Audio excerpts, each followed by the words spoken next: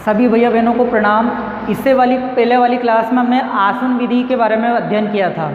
उसी से जस्ट समानता दर्शाने वाली एक और विधि है प्रभाजी आसवन विधि।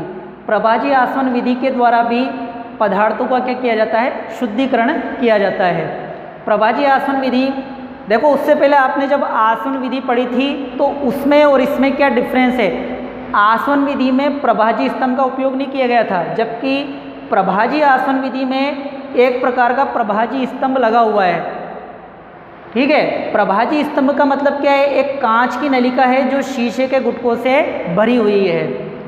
प्रभाजी आसवन विधि कैसे किसे हैं, दो या अधिक घुलनशील द्रवों जिनके क्वथनांक का अंतर, क्वथनांक हम जानते हैं एक निश्चित तापमान जिस पर द्रव किस में बदलता है, गैस में बदलता है। तो दो या अधिक घुलनशील द्रव जो एक दूसरे में घुले हुए हों, जिनके क्वथनांक का अंतर 25 केल्विन से कम होता है, यानी उनके क्वथनांक का अंतर क्या हो, 25 केल्विन से बिल्कुल क्या हो, कम हो, तो उन मिश्रण को पृथक करने के लिए हम प्रभाजी आसवन विधि का प्रयोग करेंगे।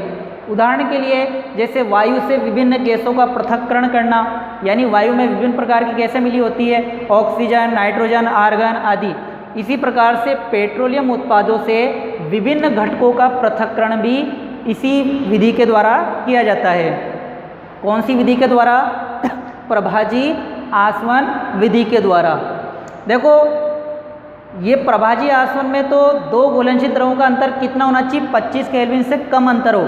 लेकिन आसवन विधि जो हम उपयोग करते हैं वो भी दो घुलनशील द्रव होते हैं, लेकिन उनमें क्वथनांक का जो अंतर होता है वो 25 केल्विन से क्या होता है, अधिक होता है।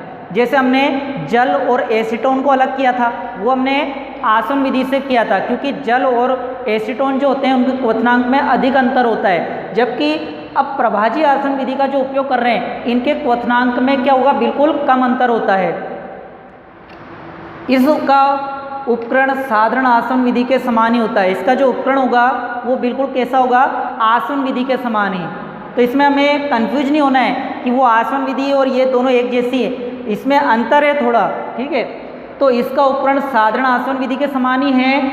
केवल आसवन फ्लास्क और संघनक के बीच एक प्रभाजी स्तंभ का प्रयोग किया जाता है। एक प्रभाजी स्तंभ, यानी ये जो आसवन फ्लास्क है, ये तो आसवन फ्लास्क हो गया, और ये क्या हो गया, जल संघनक यंत्र, यानी जल संघनक और जो आसवन फ्लास्क है इसके बीच में क्या आ गया, ये क्या है, ये एक प्रकार का प्रभाजी स्तंभ का उपयोग किया गया है। जबकि आसवन फ्लास्क में ये उपकरण नहीं था।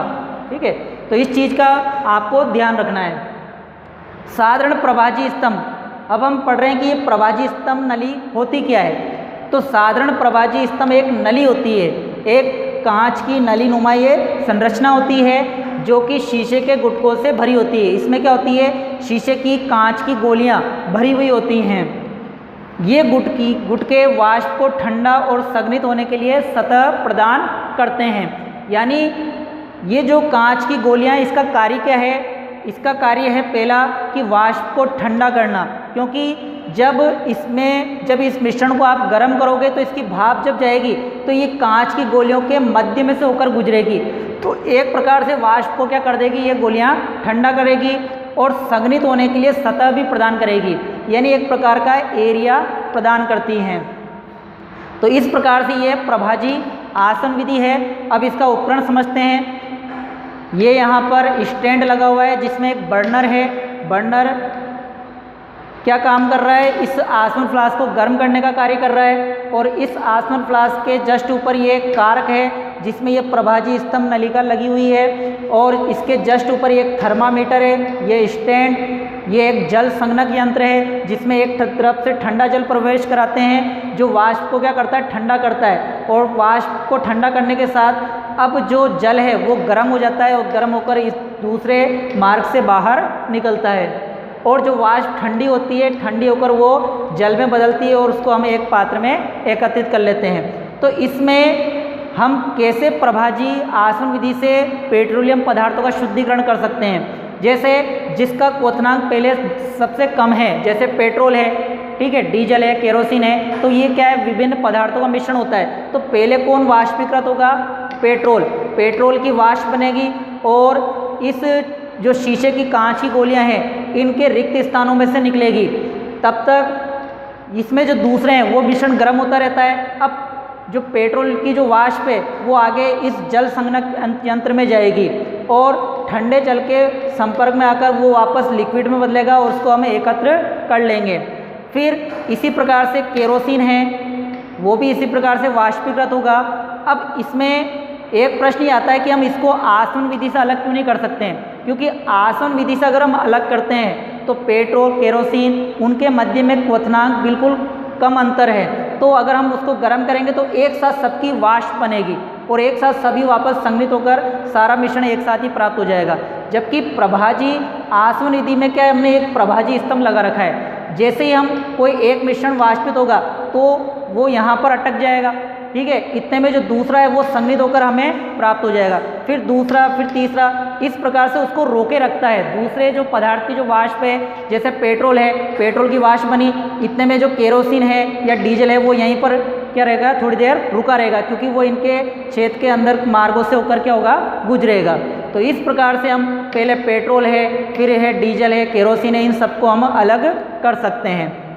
इसी प्रकार से वायु से विभिन्न गैसों को पृथक करने के लिए भी हम प्रभाजी आसवन विधि का उपयोग करते हैं। वायु क्या है, एक प्रकार का सममांगी मिश्रण होता है। सममांगी मिश्रण जिसमें सभी पदार्थ आपस में समान रूप से मिले होते हैं और इसके घटकों को हम प्रभाजी आसवन के द्वारा पृथक कर सकते हैं। इस विधि के विभिन्न चरण कौन कौन से हैं, पहले जो हम वायु लेंगे इसका आपने डायग्राम पहले मैं आपको बता चुका हूँ, डायग्राम पूरा। तो वायु है, वायु में हम सबसे पहले इसका क्या बढ़ाएंगे, दाब बढ़ाएंगे, प्रेशर बढ़ाएंगे और तापमान को बिल्कुल कम करेंगे, और जिससे वायु का संपीड़न होगा और वायु क्या हो जाएगी, ठंडी हो जाएगी। और ठंडी होने से वायु जो है वो किस रूप में आ जाएगी, द्रव के रूप में आ जाएगी, लिक्विड के रूप में आ जाएगी। अब यहाँ से इसको प्रभाजी आसवन कोलम में वायु को धीरे धीरे गर्म करेंगे, यानी इसी प्रकार का एक कोलम होता है जिसमें हम इसको धीरे धीरे गर्म करेंगे, जिससे विभिन्न ऊंचाइयों पर गैसों का क्या हो जाएगा, पृथक्करण हो जाएगा। विभिन्न ऊंचाइयों पर कौन कौन सी गैसें, जैसे ऑक्सीजन है, आर्गन है, नाइट्रोजन है। अब इनमें इनका क्वथनांक कितना कितना होता है, जैसे ऑक्सीजन का क्वथनांक -183 डिग्री सेल्सियस है, यानी 0 डिग्री से भी बिल्कुल कम। आर्गन का -186 डिग्री सेल्सियस और नाइट्रोजन का -186 डिग्री सेल्सियस। तो इसमें माइनस में जो मान जितना ज़्यादा है वो उतना ही कम है। तो सबसे पहले हमें नाइट्रोजन गैस प्राप्त होगी, फिर उसके बाद आर्गन है, फिर उसके बाद ऑक्सीजन।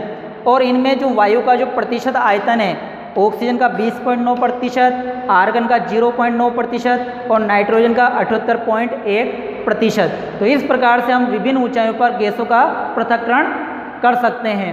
तो आज हमने प्रभाजी आसवन विधि से पेट्रोलियम पदार्थों का शुद्धिकरण और वायु के विभिन्न घटकों का पृथक्करण किया है। अगले जो क्लास है उसमें हम इसका डायग्राम के माध्यम से और इसको अच्छी तरह से समझेंगे। धन्यवाद।